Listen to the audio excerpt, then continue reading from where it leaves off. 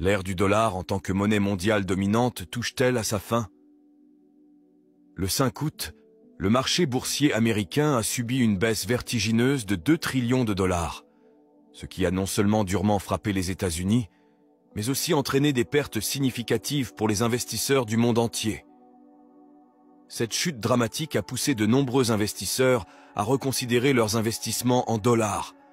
Il semble que 2024 soit en train de se profiler comme une année de déclin pour le dollar, de nombreux experts prédisant maintenant une récession imminente. Ajoutant à l'incertitude, les nations BRICS travaillent activement pour contester la suprématie du dollar dans le commerce mondial.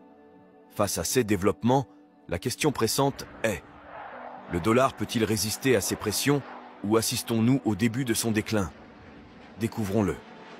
Le 5 août 2024 a marqué une journée historiquement turbulente sur le marché boursier des États-Unis.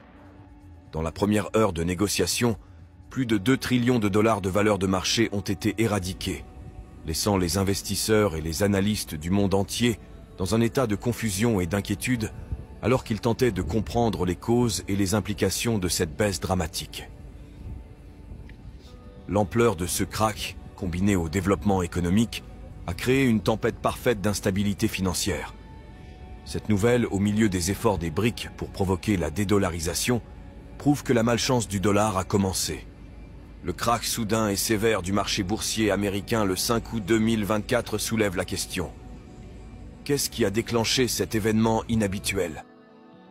La cause immédiate peut être attribuée aux préoccupations croissantes concernant un ralentissement économique imminent aux États-Unis. Cette inquiétude a été alimentée par des données décevantes sur l'emploi publiées quelques jours auparavant, révélant que l'économie américaine ne générait pas d'emplois au rythme attendu. Ajouté à la décision de la Réserve fédérale de maintenir les taux d'intérêt à un niveau record de 23 ans, la confiance des investisseurs a été considérablement ébranlée. Les taux d'intérêt élevés se sont révélés être une arme à double tranchant pour l'économie américaine. Bien qu'ils soient destinés à lutter contre l'inflation, ils ont également rendu l'emprunt plus coûteux pour les entreprises et les consommateurs. Cela a conduit à une réduction des dépenses et des investissements, freinant encore davantage la croissance économique. Alors que les craintes de récession augmentaient, la panique s'est propagée sur les marchés mondiaux, entraînant des ventes massives d'actions. L'impact a été immédiat et de grande envergure. Le Dow Jones Industrial Average a ouvert en baisse de plus de 1000 points, tandis que le S&P 500 et le Nasdaq Composite ont chuté respectivement de 4,25% et 6%.